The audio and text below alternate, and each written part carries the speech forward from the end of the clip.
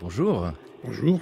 Je lisais ce micro-extrait de La Reine Pédoc d'Anatole France qui relie la ruine à la vertu. C'est d'ailleurs intéressant car la vertu est vraiment cette notion du siècle des Lumières, du XVIIIe siècle. Il y a un lien à faire entre l'histoire des ruines et les Lumières. Absolument. Il y a une relation quasiment essentielle entre les ruines et les hommes, parce qu'il n'y a pas d'homme sans ruine, sans la conscience d'un temps passé qui s'est incarné dans les choses.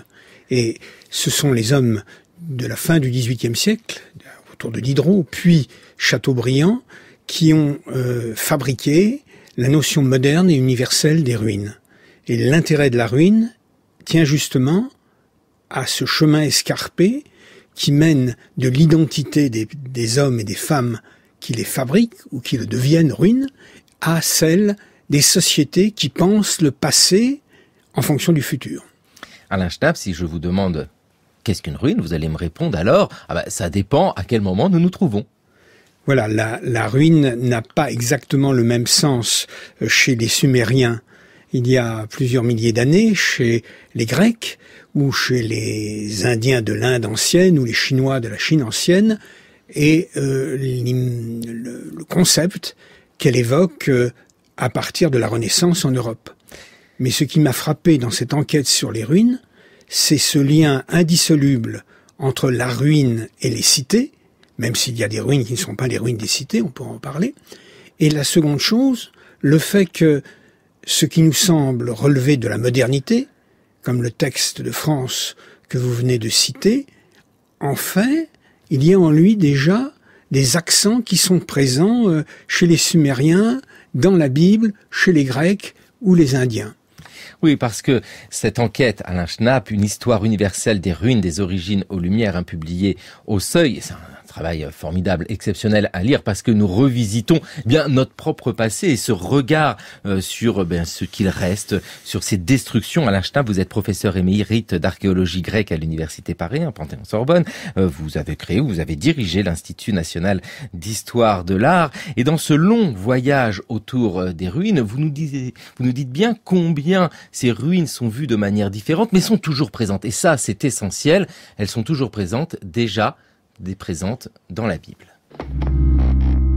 Si vous ne m'écoutez pas, je marcherai contre vous avec fureur, et je vous corrigerai à mon tour au sextuple de vos péchés.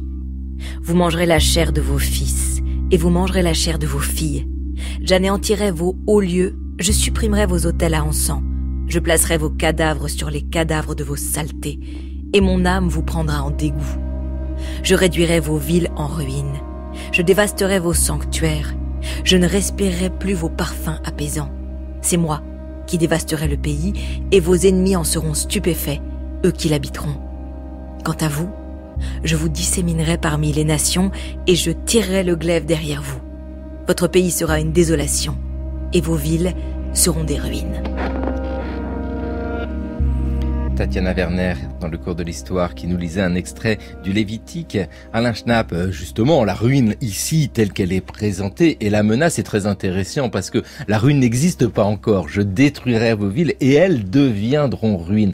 La ruine est menace. La ruine est menace, elle est un appel au bon comportement des sociétés, au respect des hommes et dans le cas qui nous occupe évidemment de la loi de Dieu. Mais ce Dieu d'Israël est peut-être celui qui s'exprime avec la plus grande violence à l'égard même de ceux auxquels il a envoyé ses messages et qui ne l'ont pas entendu. Dans cette violence, il y a tout un héritage de Sumer, d'Akkad, qui est celui des villes détruites. Dans le monde sumérien et assyrien, quand un prince victorieux prend le contrôle d'une ville, il peut décider de la détruire. Et la destruction, c'est les canaux, ce sont les murailles, ce sont les maisons. Mais ça ne s'arrête pas là. Dans les fameux poèmes de Sumer, on vous explique que la ville en ruine est celle que les dieux ont abandonnée. Et dans cet abandon, rien ne fleurit plus. Les arbres disparaissent. Les vergers sont condamnés à la destruction. Et même les femmes se refusent à leur mari. La ville en ruine est une ville alors sans vie. Il n'existe plus rien ici. Pourtant, il faut, dans la chronologie, se rappeler que notre passé a toujours lui-même un passé. Et nous, si nous nous trouvons en Mésopotamie, il y a aussi un passé. Ce passé est-il pris en compte au moment de vivre dans une ville, dans un lieu, de se dire ce lieu a déjà lui-même des traces? Absolument. Dans la tradition mésopotamienne, nous sommes évidemment fort bien renseignés parce que nous pouvons déchiffrer depuis un siècle les écritures anciennes, donc même plus d'un siècle. Donc nous avons récupéré ce trésor. Et à travers les tablettes ou les briques inscrites de fondation, nous trouvons déjà cette curiosité pour le passé. Les grands rois de Sumer, les grands rois d'Akkad, vous expliquent que, au moment de refonder la cité, ils vont fouiller le sol pour trouver des traces de leurs prédécesseurs. Ils vont trouver la bonne inscription. Et le roi va dire « Je suis plus pieux et plus aimé des dieux, et donc meilleur gouvernant que mes prédécesseurs, car j'ai trouvé des inscriptions plus anciennes. » Donc vous voyez, on passe de la ruine à l'idée d'une connaissance et d'une maîtrise du passé. C'est un très beau transfert presque intellectuel. Justement, Alain Schnapp, vous êtes l'auteur de La conquête du passé, aux origines de l'archéologie, ouvrage de référence qui vient d'être publié de nouveau à la découverte. Dans cette réflexion sur le passé, sur l'archéologie, la matérialité de la ruine est essentielle. Et puisque nous parlons de la Mésopotamie, le problème ici est que la ruine est celle d'éléments très périssables, très friables. Nous n'avons pas des bâtiments en pierre dure et solide, c'est de la brique. La ruine ici a un tout autre relief aussi. Absolument. L'opposition entre la pierre et la brique est évidente. Et pour la conjurer, les rois mésopotamiens qui connaissent la fragilité de leur construction, eh bien, ils les parsèment de ces briques de fondation et de ces inscriptions. Donc, ce n'est pas pour la première fois, mais dans l'histoire du monde, c'est quand même une phase inaugurale dans laquelle les sociétés de l'Orient ancien, celles de Mésopotamie, du croissant fertile, se disent « Nous ne pourrons pas garder nos grandes tours, nous ne pourrons pas garder nos grands sanctuaires pendant des centaines d'années, mais nous les accompagnerons de nos inscriptions. » Et ces inscriptions, elles s'adressent au roi du futur. Et elles disent, « Roi qui me succédera, quand tu liras cette inscription, pense à moi. Si tu ne me respectes pas, tu seras maudit au cours des générations. » Donc le respect de ces inscriptions, il y a tout un vocabulaire très complexe. D'abord un vocabulaire de la ruine dans les langues, en langue akkadienne et en sumérien, qui est extraordinairement varié. Parce que suivant le type d'inscription, l'objet va être présent dans une collection, dans une réserve, dans l'enceinte elle-même. Et même dans l'épopée de Gilgamesh, à un certain moment, il reçoit l'injonction d'aller chercher le coffre dans lequel il y a une inscription. Donc, vous soulignez, ce faisant, que la ruine, dans sa matérialité, est accompagnée en Mésopotamie par l'inscription. Et dans la dialectique entre l'écrit et le matériel, s'inscrit une dimension, je dirais, structurelle de notre rapport au passé, qui est encore présente aujourd'hui. Oui, le rapport au passé, et qui d'ailleurs est très efficace dans le cas de la Mésopotamie, puisque dans nos musées, nous allons retrouver alors ces clous de fondation, ça a la forme d'un gros clou souvent, où il y a la pierre de fondation. Cette trace est cachée, bien souvent, elle n'est pas destinée à être vue par les gens qui se baladent dans la rue. Donc là, c'est clairement, vous l'avez dit, Alain Schnapp, un message destiné au futur. Et je vous propose de faire un énorme saut dans le temps, tout en restant en Mésopotamie. Ils sont soudanais. Ils font partie des 1 300 000 travailleurs étrangers qu'emploie l'Irak pour remplacer les hommes mobilisés. Nous sommes en pleine guerre et avec ces briques crues, ils reconstruisent Babylone.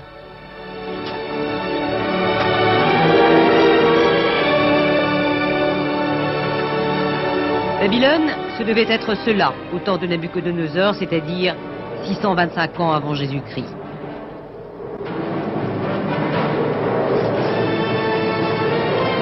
Cette reconstruction, pour curieuse qu'elle paraisse aux archéologues, est faite avec la bénédiction de l'UNESCO et selon les conseils d'experts français. La justification de cet effort Pour le président Saddam Hussein, rappeler au monde que l'Irak, menacé dans sa survie par plus de 6 années de combat, est le pays des civilisations mères de notre histoire.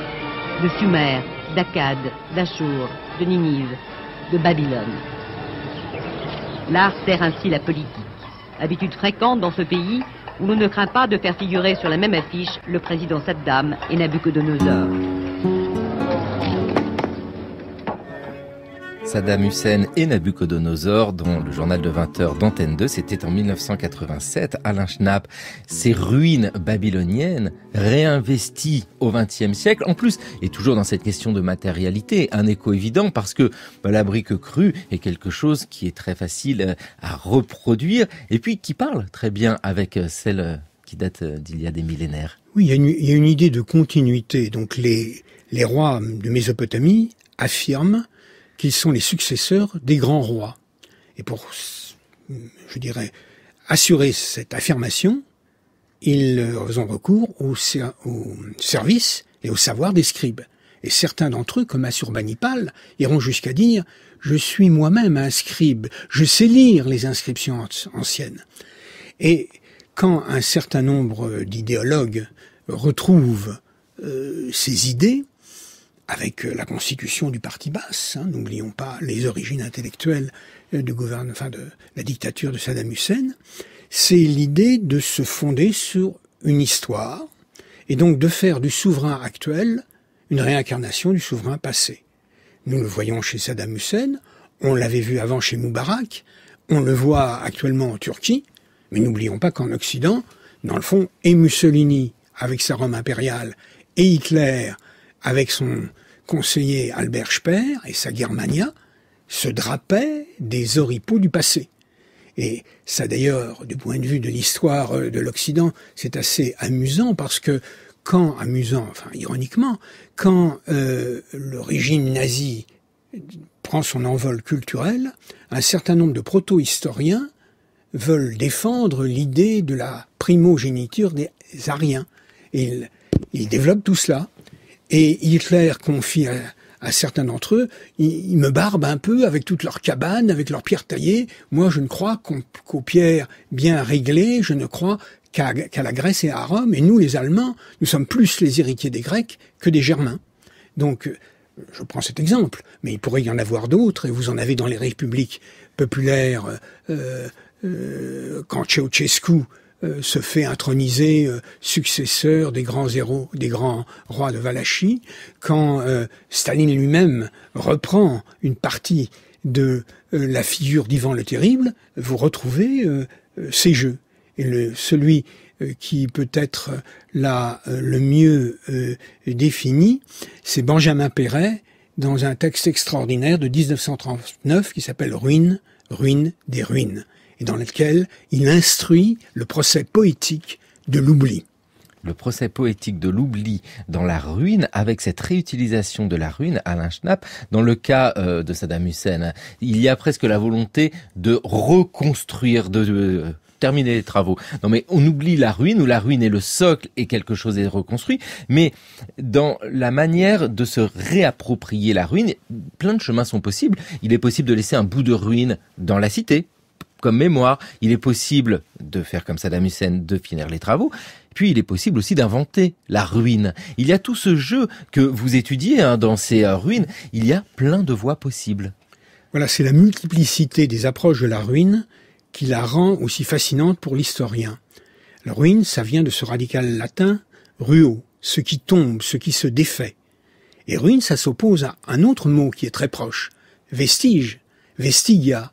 Qu'est-ce que c'est qu'un vestigium? Vestigia, c'est la trace d'un animal ou d'un homme sur un sol meuble. Donc la ruine, ruau, tout ce qui en provient, c'est un peu quelque chose de convexe. Et le vestige, c'est un peu concave. Et cette opposition, cette tension, je la retrouve dans le monde grec ancien, dans le monde latin, mais aussi dans nos sociétés contemporaines, dans la façon que vous évoquiez tout à l'heure, de se référer au passé. Par exemple, après l'attentat contre les 2 tours, qu'est-ce qu'on va faire? Comment garder la trace? Là, est-ce que la présence l'emporte sur l'absence? Ça encore, c'est une idée grecque que vous trouvez à travers ce qu'on appelle le serment de Platée, quand les Grecs, fédérés contre les troupes du grand roi, décident de résister. Ils votent un espèce de décret disant que chacun obéira aux ordres, etc. Mais que eux, les Grecs, jamais ne reconstruiront les temples que l'impiété des barbares aura détruits, et que ceux-ci, leurs traces, témoigneront de leur vilainie au fil des siècles. Ne pas reconstruire le temple pour garder la trace de ce qu'ont fait les ennemis. C'est extrêmement intéressant ce que vous dites là, parce que Alain Schnapp, dans tout ce que vous nous livrez comme information, comme analyse, il y a cet aspect universel en fait, aspect universel de la ruine. Universel dans l'espace, dans le temps aussi en fait. Dans les faits, oui, je crois que la ruine est universelle. On pourrait en discuter, on la trouve. Mais pour nous, occidentaux, la ruine est liée au matériel et à une matérialité très lisible. Ça peut être la pierre, ça peut être la brique, ça peut même, dans certains cas, être le bois. Rappelez-vous, Charlemagne, qui s'installe en région parisienne, il se fait construire un palais. Mais il le fait more germanico, c'est-à-dire en bois et en paille, comme dans les habitats de la Germanie médiévale, pas du tout en pierre. Donc, le substrat est très important. Mais en même temps, et ce qui m'a surpris dans mon exploration qui a duré assez longtemps, c'est que j'ai découvert dans des sociétés sans ville, avec des villages à peine construits, une conscience déjà du passé, la volonté de garder trace. Dans le monde arabo-musulman, c'est ce qu'on appelle la poésie de la Qassida, la poésie des ruines dans le désert, les traces de ceux qui vous ont précédés. Et la Qassida, pré-islamique, c'est l'idée du chamelier qui s'en va dans le désert retrouver les traces de la femme qu'il a croisée. Et il se cherche, et ce cherchant se trouve, mais se perd à la fois. Et quand, après la révélation de Mahomet, les Arabes seront confrontés à ces ruines de rien du tout, qui auraient tellement enthousiasmé les surréalistes, ils vont retrouver, avant même les hommes du Moyen-Âge occidental, l'idée des ruines sassanides, l'idée des ruines romaines. Et il y a un poème extraordinaire d'un poète qui avait vécu à la fois avant l'islam et l'arrivée de Mahomet, et qui s'adresse à ce qu'on appelle les prédécesseurs, et il leur dit « Arrêtez de nous parler de ces enclos, arrêtez de nous parler de ces petites traces.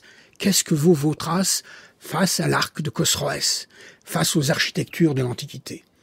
Donc il y a toujours un trop-plein et un pas assez, comme une présence et une absence, et c'est ce qui m'a intéressé dans la construction de cet itinéraire, qui n'est pas je ne propose pas de théorie de la ruine, je ne propose pas une encyclopédie des ruines, il y en aurait bien d'autres qu'on pourrait décrire, mais un chemin qui montre comment, sans la mémoire, il n'y a pas de présent et pas de futur.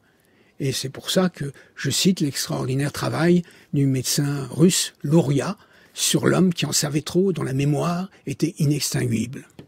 Une histoire universelle des ruines des origines aux Lumières, Alain Schnapp, publié au Seuil. Et bien justement, la ruine c'est aussi ça, hein. Vous parliez de présent et d'absent, la ruine c'est aussi l'absence. Nous parlons des ruines parce que nous voyons ici une pierre, ici une colonne, mais parce que nous savons qu'il manque quelque chose. C'est cette absence aussi qui est intéressante dans la notion même de ruine. C'est cette absence qui est au cœur de la réflexion poétique, qui commence avec les Sumériens dont nous parlions tout à l'heure, qui continue avec la mélancolie de Jérôme sur les ruines de Rome, qui se déploie dans la chanson de geste médiévale, face aux châteaux brûlés, aux villes en ruine, aux hommes et aux enfants égorgés, aux femmes violées. Donc la ruine, elle charrie à la fois la paix de celui qui va s'isoler dans les ruines, Diderot, et de ceux qui disent la ruine, c'est cette tragédie sur laquelle est fondée notre histoire. Il y a un peu de poésie dans cette histoire, évidemment, et vous le savez, hein, Alain Schnapp, mais tous les auditeurs, les auditrices de France Culture le savent, dès que Michel Bouquet s'empare d'un texte, c'est aussi un peu de la poésie. Temple d'Amon, Luxor était aussi le temple de la naissance divine du pharaon homme-dieu. Associant le symbole de l'éternité qu'était le sphinx à la succession des cycles et des jours, la voie sacrée de Luxor, calendrier de pierre, marque la perpétuité de la royauté pharaonique. Orienté comme le Nil, le temple de Luxor reçoit par sa façade nord le vent qui porte le souffle d'Amon, chargé des puissances fécondantes. C'est ce souffle qui anime le temple. Les faisceaux des papyrus des colonnes de la grande cour symbolisent la terre fertile de l'Égypte entière. En 1985, sur la chaîne FR3, Michel Bouquet évoquait Luxor et la ruine éternelle du pharaon. Alain Schnapp, il y a quelque chose de très intéressant dans cette archive, ne serait-ce que par le vocabulaire. Éternité, perpétuité, nous nous trouvons en Égypte antique. Et quand nous avons évoqué la Mésopotamie, nous parlions de ces briques en terre crue qui disparaissent par le fait. Les Égyptiens ont réfléchi aux ruines futures de leurs propres monuments.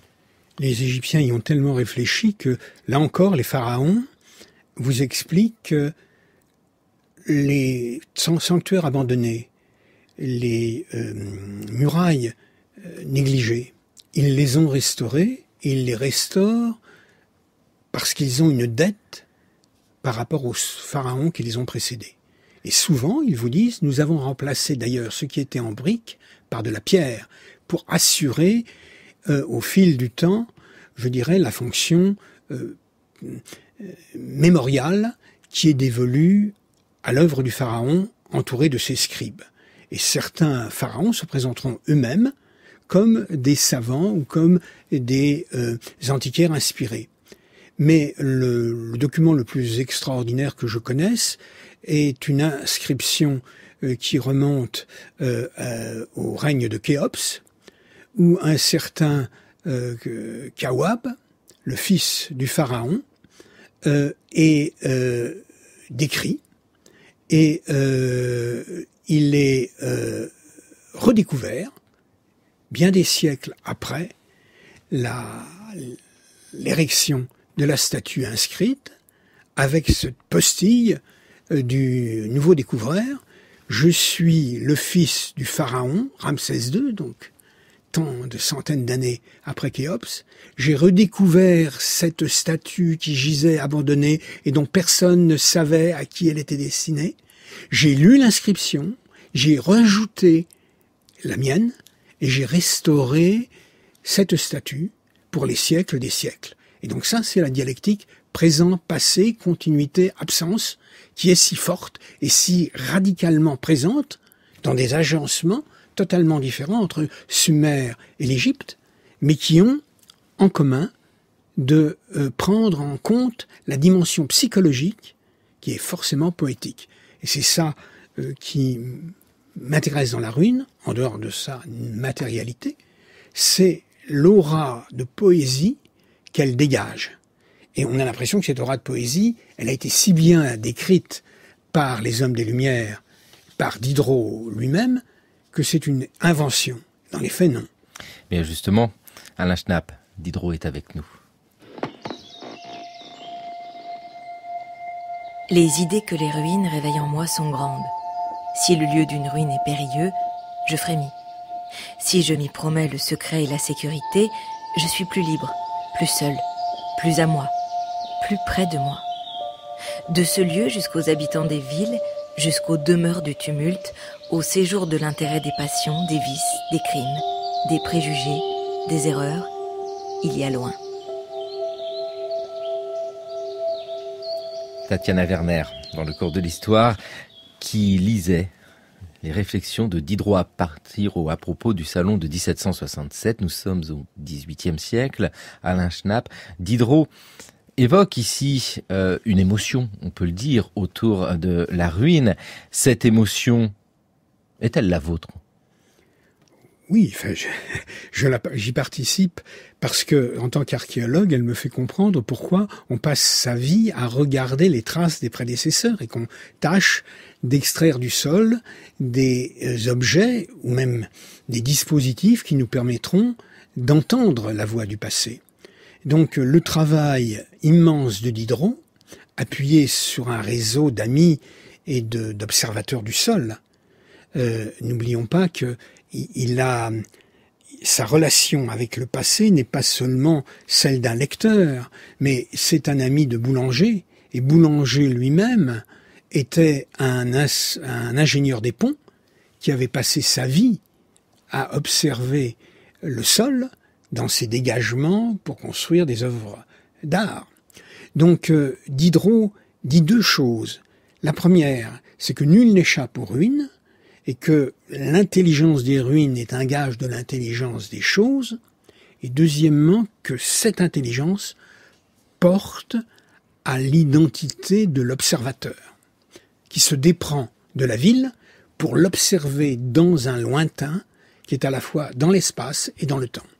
Observer dans l'espace et dans le temps, observer par l'émotion aussi, par le cœur, par la compréhension, par l'analyse. Alain Schnapp, vous avez connu ça, vous aussi, lorsque l'on visite certains sites, alors vraiment en ruine, le Forum romain, vous savez, il y a ces petits livres où il y a une page transparente qui complète les vides. Vous voyez ce genre de document, c'est essentiel, parce qu'il y a de ça aussi au moment de visiter la ruine. C'est se projeter sur ce manque, mais ce manque est notre histoire. Absolument, la ruine n'existe que dans la prise de conscience de son essence de ruine. C'est-à-dire que la ruine n'est pas une donnée immédiate de la conscience. Elle est construite. Elle est construite par le rapport que vous établissez avec elle, par les lectures qui vous informent, par les guides qui peuvent vous orienter. Et donc, la ruine, elle part d'un matériel, mais elle a une part d'immatériel qui est ce que vous évoquiez, la restitution de la forme. On essaye de comprendre. Et un des passages qui m'a le plus sidéré en préparant ce livre a été de trouver la biographie de Mehmet, l'empereur Mehmet II, qui a défait Byzance. Il y a une biographie de Mehmet écrite par Critoboulos d'Imbros, un érudit grec. Et Critoboulos raconte la visite de Mehmet après la victoire sur Constantinople à Athènes. Le sultan, dit-il, se rendit dans la ville et décida d'y rester plusieurs jours, parce qu'il ne voulait pas se contenter de voir la cité telle qu'elle était maintenant victime de toutes ces destructions, parce qu'il entendait, par son effort d'observation, la reconstruire comme elle était au temps des grands héros de la Grèce. Donc ça, chez Critoboulos, qui est un grec extrêmement cultivé, en quelque sorte, il instille dans le pouvoir du sultan cette idée de l'intégration de l'histoire, et cette idée extrêmement moderne, au XVe siècle, qui consiste non pas seulement à regarder les choses, comme vous le disiez il y a un instant, telles qu'elles sont, mais à imaginer ce qu'elles avaient pu être. C'est le début de ce que nous appelons l'archéologie. Traces d'histoire dans nos villes. Aujourd'hui, les ruines dans la ville, pierre angulaire de l'histoire, pierre angulaire de la mémoire. C'est vrai que nous avons beaucoup parlé de la civilisation égyptienne, mésopotamienne. Nous traversons les siècles. Nous ne sommes peut-être pas assez attardés sur la civilisation grecque ancienne. Alors, petit tour à Athènes. France Culture, le cours de l'histoire, Xavier Mauduit.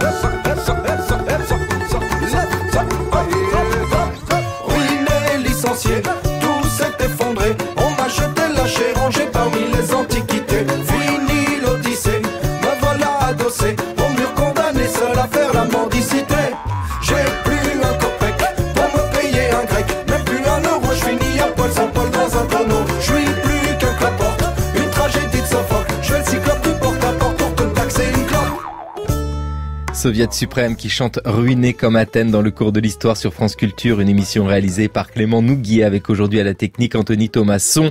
Les traces de l'histoire dans nos villes et notamment les ruines. Ruiné comme Athènes. Alain Schnapp, ruiné, oui, il y a plein de sens. Un mot ruiné, c'est être dépossédé de sa richesse. Or, la ruine elle-même est une richesse en soi. Là, il y a une contradiction de la perception de ce qu'est la ruine. La ruine est une richesse.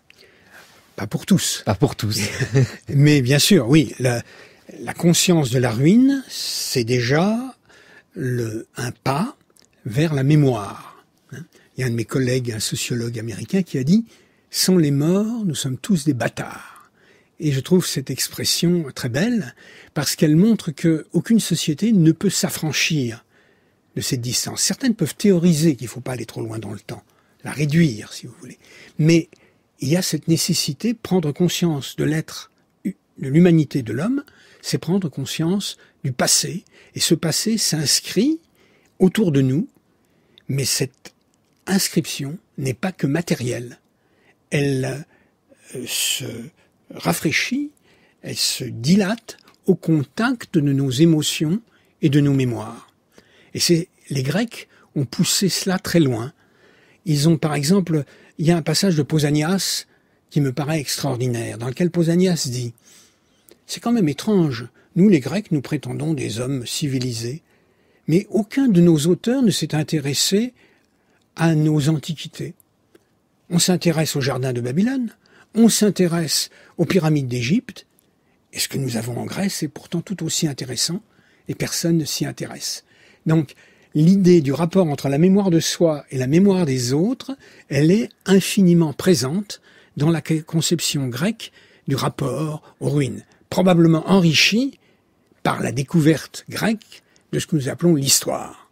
Il y a eu des histoires ailleurs qu'en Grèce, mais les historiens, la Grèce du 5e siècle et du 4e siècle a structuré un ensemble de questions et de protocoles que nous pouvons appeler l'histoire et qui contribuent à donner une rationalité à l'observation du passé. Et dans cette réflexion sur l'histoire, nous avons le cas romain extrêmement intéressant, ce cas romain qui nécessite, qui a besoin d'une histoire, donc qui va chercher les origines avec des éléments concrets de Romulus, de Rémus, etc., et qui en même temps a un rapport assez étonnant avec la ruine. Oui, il y a chez les Romains un double mouvement de négation de la ruine. La ruine, c'est la vétustas. Vétustas, on pourrait traduire ce qui est ancien, la vieillerie. S'il y a trop de vétustas dans la ville ne se porte pas bien. C'est des lieux oubliés. Et il y a toutes sortes de règlements, d'ailleurs, que nous connaissons, qui fondent un droit foncier de protection des monuments. Pas de monuments historiques au sens que ce terme prendra au XIXe siècle en Europe, mais l'idée du décorum de la ville. L'ornatus. Une ville, si elle est vraiment ville, elle est propre, elle est belle à voir, et elle a des choses à vous montrer. Et donc, dans ce respect, s'énonce le début d'un droit du patrimoine qui culmine, de façon étrange, mais tout à fait raisonnée, avec le Bas Empire. C'est-à-dire quand brusquement, la ville devient trop grande, elle est trop difficile à être gérée, et donc on imagine des stratégies pour y faire face. Et Cassiodore écrit à Théodoric en lui disant « Écoute, de même qu'un souverain doit avoir un manteau parfaitement ajusté, de même la parure de ta ville doit respecter le passé. Je ne dis pas, dit Cassiodore, qu'il faut refuser de faire des bâtiments nouveaux, il faut les faire. Il faut le faire en ayant conscience de l'antiquité qui les précède et du respect qu'on lui doit. » Les Romains restaurent donc leurs propres bâtiments sans cesse. Voilà, il y a une continuité. Alors, ce que nous appelons restauration dans le monde romain, un jeune membre de l'école française de Rome vient de sortir un très joli livre sur les ruines à Rome. Tout cela nous permet de le comprendre. Mais il y a une résistance qui fait que pour les Romains, trop de ruines, cela fait peur. Pas assez de ruines, cela fait aussi peur, cela fait du vide. Et le vide, la cité est là, et le bon gouverneur, le bon empereur doit lutter contre cela. Alain Schnapp, un Romain de l'Antiquité qui reviendrait aujourd'hui dans la ville, faire un petit tour là autour du Colisée, dirait mais non, mais il y a beaucoup trop de vétustas ici. Absolument. Et il serait un peu choqué de cette exhibition dont d'ailleurs Montaigne se plaignait déjà en disant qu'il avait voulu visiter Rome, qu'il s'y était préparé toute sa vie, il s'était muni de livres, il s'était muni d'antiquaires qui l'accompagnaient et qu'il ne comprenait que quick à ce qu'on lui racontait, parce que, dit-il, personne n'a compris que l'histoire de Rome, elle est stratigraphique. Oui, ça, c'est Montaigne. Oui, parce que c'est vrai qu'aujourd'hui encore, en tant que visiteur, si nous marchons sur le forum, mais cela vaut pour énormément de sites, nous avons du mal à comprendre ce que c'est. C'est pas parce qu'il y a un caillou ici que notre cerveau arrive à imaginer le monument, alors que parfois la ruine elle-même est complètement intégrée à la ville. Nous sommes toujours dans le monde romain, antique. C'est le cas de l'amphithéâtre de Poitiers. Christophe Béliard est archéologue et il nous guide vers des vestiges de l'amphithéâtre de Poitiers que vous n'aviez sans doute jamais vus. Dès lors qu'on franchit ces façades, on va rentrer encore dans le monument et on va retrouver en fait le parcellaire qui est l'héritage du monument antique. La maison, comme beaucoup d'autres dans le quartier, a été construite dans les couloirs de l'amphithéâtre. On voit sur ce mur 2 arches qui correspondent justement aux galeries de circulation qui justement permettaient de desservir la partie basse de l'édifice. Aujourd'hui, la seule partie visible de tous est située dans une petite rue du centre-ville. C'est vraiment le seul vestige encore visible sur l'espace public aujourd'hui. Et c'est un vestige qui aujourd'hui n'offre pas vraiment des grandes facilités de lecture, mais qui offre un potentiel archéologique absolument remarquable. Ce couloir est devenu effectivement un lieu d'habitation sans doute à l'époque médiévale.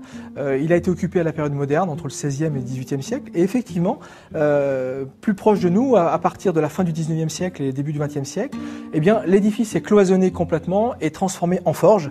C'est pour cette raison, du reste, que les murs ici, même les murs de bouchage assez récents, sont complètement maculés de suie. L'amphithéâtre de Poitiers, présenté dans le 19-20 de France 3 en 2016. Alain Schnapp, là nous avons un cas d'un amphithéâtre antique qui est complètement phagocyté par la ville, qui devient un élément de la ville.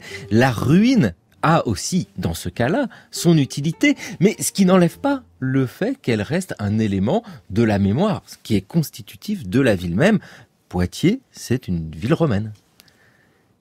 C'est une ville romaine à la fois dans son accompagnement et dans son concept, comme Reims, comme tant d'autres cités de la Gaule romaine. Et il y a eu une espèce d'abandon de ces villes au cours du Moyen-Âge et une lente récupération à partir de la fin du XVIIIe siècle, justement grâce à Diderot, surtout à Volnay, aux ruines de Volnay, qui est le best-seller de tous les livres sur les ruines jamais écrits en Occident, et qui aura ses conséquences sur la naissance du concept de patrimoine moderne, patrimoine historique, chez des gens comme Montalembert. Moi, je cite toujours à mes étudiants là cette phrase de Montalembert, qui est pour moi vraiment la pierre de base d'une réflexion sur le patrimoine. La présence du passé ne devient importune que lorsque la conscience du présent est honteuse. Et on ne peut apprécier le passé que dans le respect du présent, dans cette dialectique. Et en France, dans ma génération, j'en ai juste après-guerre, dans les années quand nous sommes devenus étudiants, nous voyons tous les jours partir à la décharge des centaines de sites archéologiques. Et grâce à, je dirais, à une réflexion courageuse menée par un de mes amis et collègues Christian Goudineau du Collège de France, ou mon ami Jean-Paul Demoule qui a fondé l'Institut national de la recherche archéologique préventive, la France s'est dotée en une vingtaine d'années d'une structure qui laisse, je dirais, à la mémoire le temps de souffler. Pour moi, c'est ça l'archéologie préventive, le respect. On dégage, on ne peut pas garder une ville moderne comme un musée. Ou si on en fait un musée, alors il faut accepter de la vider, de la muséaliser complètement. C'est ce qu'on a fait à Oradour-sur-Glane, et on l'a fait justement. Et ça renvoie au serment de Platée dont je parlais tout à l'heure. Mais dans la vie, il faut bâtir des compromis.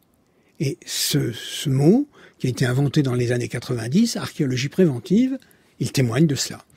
Justement, vous venez de citer Jean-Paul Demoule, qui a fondé, dirigé l'INRAP, oui, l'Institut national d'archéologie préventive, et avec Dominique Garcia, qui le dirige actuellement, Alain Schnapp, vous avez co-dirigé une histoire des civilisations, comment l'archéologie bouleverse nos connaissances, publié par La Découverte et l'INRAP. C'est vrai que ici, il y a cette réflexion du ce que signifie la ruine pour dire tout simplement quel est notre rapport au passé. Et quand vous évoquez le fait que pendant longtemps, les sites archéologiques pouvaient être détruits, quand nous entendons à Poitiers que les habitants se sont accaparés l'amphithéâtre romain, aucun jugement là-dessus, c'était à un moment donné cette manière de ressentir le passé. Alors, qu'est-ce que cela dit de nous, cet intérêt si fort aujourd'hui pour ces ruines, pour cette volonté de préserver? Bien, je pense que c'est une vieille idée qui remonte à Georg Simmel, le grand sociologue allemand, que de dire que plus la société s'artificialise dans son rapport aux choses, plus la conscience du passé devient lancinante. Et que donc, c'est vrai que dans nos sociétés, on accepte l'idée d'une protection du passé ancien d'une façon qui n'était pas celle de Diderot, parce que même si Diderot avait conscience des dégradations, même si Diderot s'en prenait et Volney quelque part aux conservateurs à tout craint, il y a une phrase de Volney qui dit « On s'en prend aux Arabes parce qu'ils détruisent Palmyre. Mais, dit-il, je préfère voir subsister la partie la plus pauvre de l'humanité à partir des vestiges de ceux qui l'ont précédé, que de voir ces gens rester sans abri. » Donc, le regard, que c'est pas du tout pour justifier les destructions, mais c'est étonnant de trouver ça sous sa plume.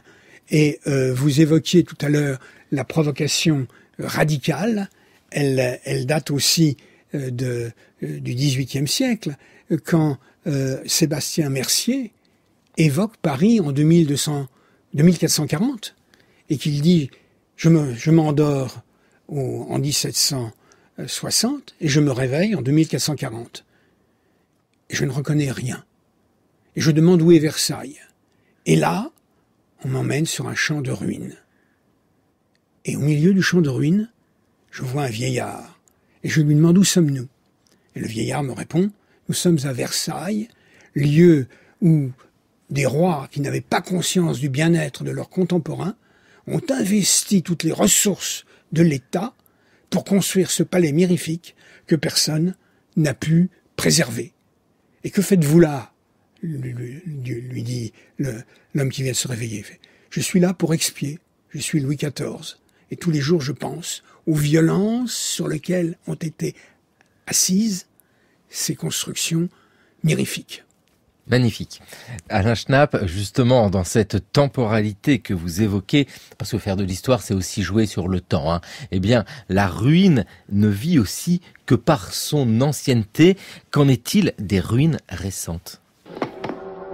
Des ruines. L'Europe d'après-guerre est un champ de ruines. Mais même les ruines ont leur visage et leur signification particulière. Et celle de Varsovie, pleine d'activité et d'espoir, s'oppose à celle de Berlin, comme la vie s'oppose à la mort.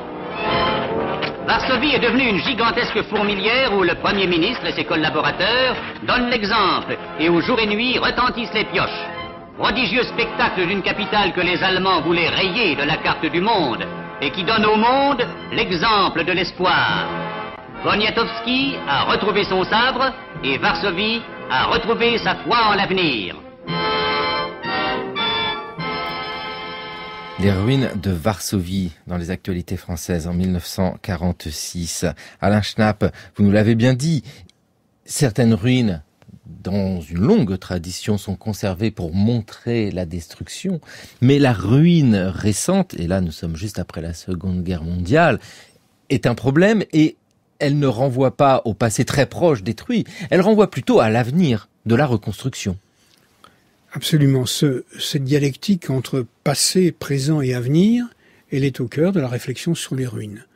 Et dans Varsovie détruite, dans Varsovie dont les quartiers ont été éradiqués, en particulier tout le quartier juif, il y a dans sa refondation l'idée d'affronter la violence qui s'est imposée et de proposer, je dirais, un parti plus serein de relations entre le monde européen et la guerre dans le futur. Après, on aura malheureusement la guerre froide, et nous ne savons pas très bien ce que l'avenir nous réserve, mais au moins l'Europe a-t-elle été protégée. Et de cette protection de l'après-guerre, nous pouvons inférer que une conscience du patrimoine s'est opérée. Et que même quand nous en voyons les conséquences extrêmes, c'est-à-dire la destruction de Bamiyan ou la destruction des sites de Syrie, dans l'agressivité de ceux qui veulent rompre le pacte humanitaire, il suffit de renvoyer encore une fois à Volney, il y a le sentiment de l'éradication. Et donc, quand, en quelque sorte, on dit que les cours d'eau meurent quand les poissons ne peuvent pas y survivre. Les sociétés meurent quand il n'y a pas un peu de place pour ce reste qui est le passé, incarné dans la ruine. Et le respect des ruines, comme le disait Montalembert, c'est le respect de soi.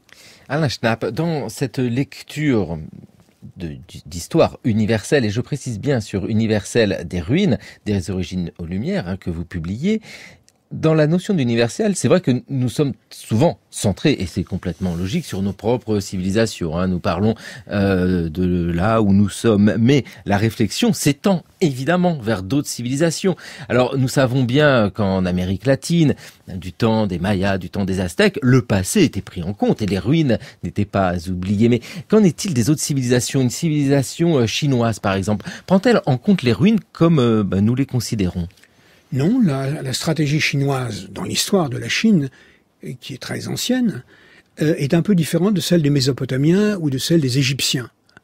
Parce que pour les Chinois, ce qui compte, je dirais, c'est les inscriptions.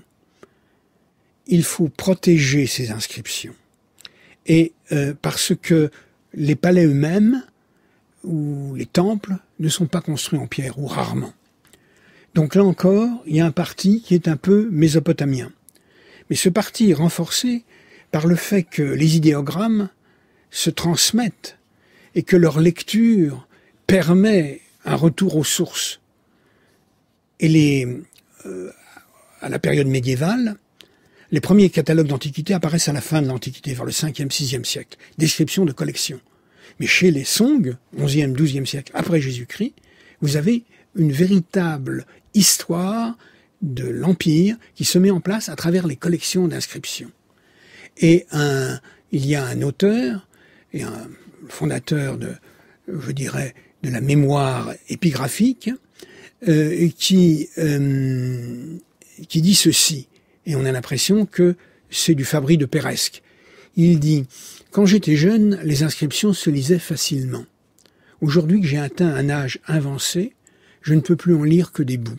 J'ai donc décidé de fabriquer un catalogue d'estampages qui témoignera des inscriptions qui menacent de disparaître. » Et donc, cet antiquaire a fondé une épigraphie de la tradition chinoise qui ne sera fondée en Europe qu'à la fin du XVIIIe siècle. Donc, les Chinois ont conservé des inscriptions et ils n'ont pas, en quelque sorte, fétichisé les monuments comme nous le faisons, mais ils ont gardé des objets, les fameux vases Ding, les fameux vases de bronze, collectionnés du fait d'ailleurs de leurs inscriptions. Donc la voie chinoise est à la fois différente et semblable de celle de ses concurrents. Elle leur ressemble parce qu'il y a cette conscience de l'histoire et l'idée que la Chine n'existe que dans la remémoration, même si certains, comme le fameux premier empereur, dira « tout s'arrête et tout commence avec moi ».